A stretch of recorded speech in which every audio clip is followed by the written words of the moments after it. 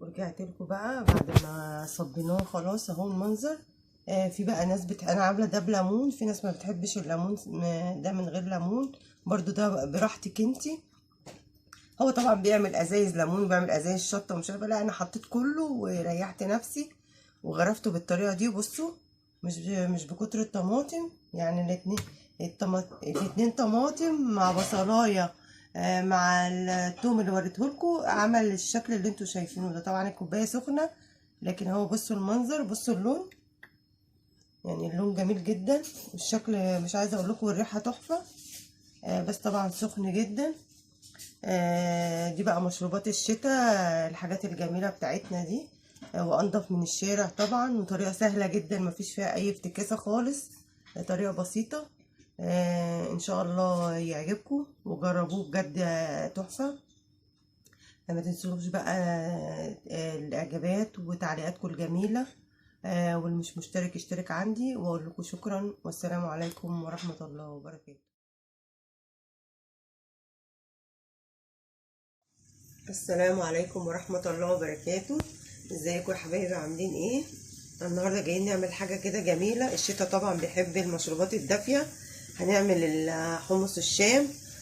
طبعا ممكن هتعمليه على سهوة، سهل جدا. بتعملي ايه؟ بتغلي مية سخنة وبتنقعيه في المية السخنة وتسيبيه شوية ياخدش معاكي سوا ويبقى جميل جدا. هو بسيط جدا وملوش اي مكونات. انا معايا دول يعني 2 طماطم، ودي بصلايه، ودول حبه توم، دول هضربهم في الخلاط. ومعايا التوابل برضو، التوابل بتاعته بسيطه جدا. دي كمون، وتزودي الكمون يعني معلقه شاي كبيره شويه يعني مليانه. دي بابريكا، وديت شطه، وده فلفل اسمر، وده حبه كزبره صغيرين خالص. تمام. انا هبدا اصفيه بقى من الميه بتاعته. انا سبته كده تقريبا بتاع 10 دقايق. هصفي الميه بتاعته ونيجي نحطه، وانا بغلي كمان ميه في حله عشان احط له ميه سخنه، ما احطش ميه ساقعه عشان تسرع من السوا بتاعه ما ياخدش وقت طويل.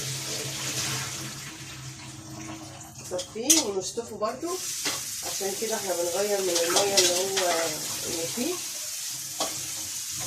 وطبعا البقوليات لما بننقعها بيبقى افضل، علشان بننزل منها الماده اللي بتعمل تقلصات في المعده. انا اهو حاطه حله واحط عليه ميه سخنه.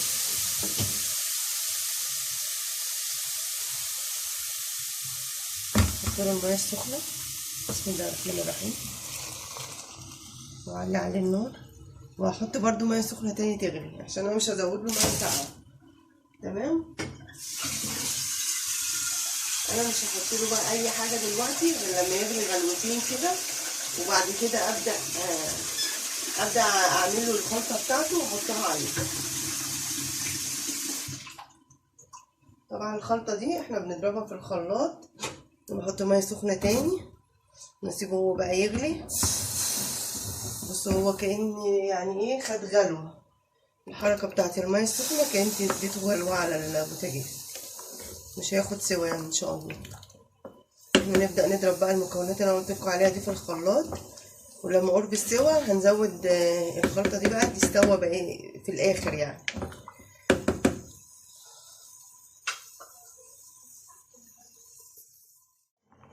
رجعت لكم تاني.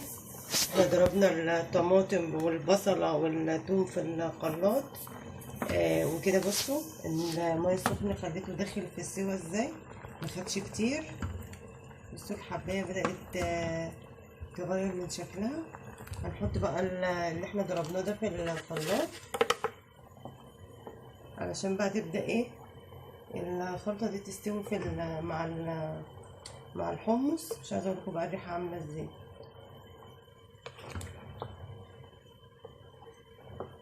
مش هنحط التوابل بقى دلوقتي، هنحط التوابل قرب ما نيجي نرد عليه.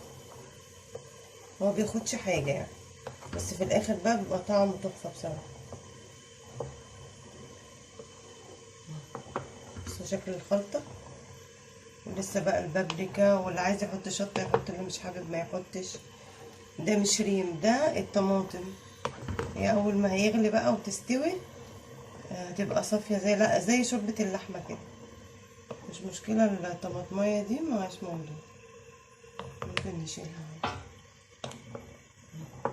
كده كده يستوي بقى ده.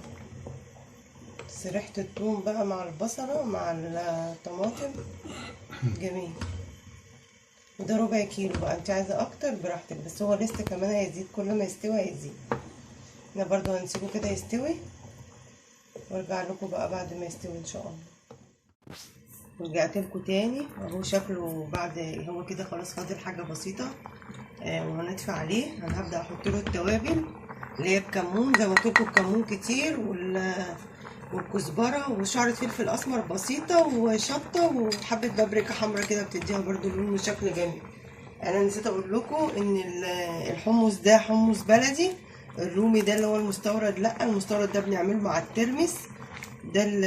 ده الحمص البلدي بتاعنا. طبعا بتجيبيه وبتنقيه، لو في طوبه، لو في واحده بايظه، كل ده تشيليه علشان ما تبوظيش الحمص بتاعك. وفي حاجات كده بتبقى مضموره وصغيره كده، لا برضو دي بنشيلها. زي ما قلت لكم ان احنا كل ما بننقعه قبلها بوقت، كل ما يبقى يدي نتيجه ويستوي على طول. انا طبعا ما كنتش اعرف، بس انا نقعته ايه، غيرت عليه الميه السخنه مرتين.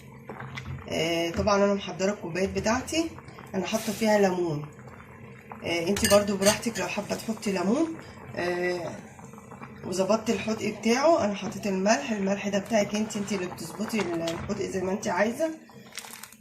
وفي نفس الوقت انا حطيت التوابل كلها هنا لان انا مش عامله كميه كبيره. انت بقى لو عايزه تعملي زي الراجل بتاع العربيات، انك تعملي دقه كمون ودقه شطه لوحدها، لو انت مش حابه الشطه بتاخدي من الميه دي بتزوديها، بتجيبي كوبايه بتحطي فيها مثلا معلقه كمون كبيره، وتاخدي من الميه دي بتدوبي فيها، هي دي الدقه، هو دي الميه دي اللي بتدي الطعم اللي انت بتدوقيه في العربيات. وبرده تعملي في نفس الكوبايه تانية، يعني حاطه شطه بقى كتير براحتك، وبرده بتحطيها في كوبايه تانية اللي عايز شطه عايز. لكن احنا علشان احنا ده مش كتير وهسيبهم كلهم، فانا بصراحه حطيت التوابل كلها جوه الحله. بحب اسوي البهارات كده مع الحمص، بتدي للحمص طعم جميل. هيستوي برضو وهوريكم لما نغرفه ان شاء الله. ورجعت لكم بقى بعد ما صبيناه خلاص اهو المنظر. في بقى ناس انا عامله ده بليمون، في ناس ما بتحبش الليمون ده من غير ليمون، برضو ده براحتك انتي. هو طبعا بيعمل ازايز ليمون وبيعمل ازايز شطه ومش عارفه، لا انا حطيت كله وريحت نفسي وغرفته بالطريقه دي. بصوا مش بكتر الطماطم، يعني الاتنين طماطم مع بصلايه مع الثوم اللي وريتهولكوا، عمل الشكل اللي انتوا شايفينه ده. طبعا الكوبايه سخنه، لكن هو بصوا المنظر، بصوا اللون، يعني اللون جميل جدا، والشكل مش عايزه اقول لكم، الريحه تحفه.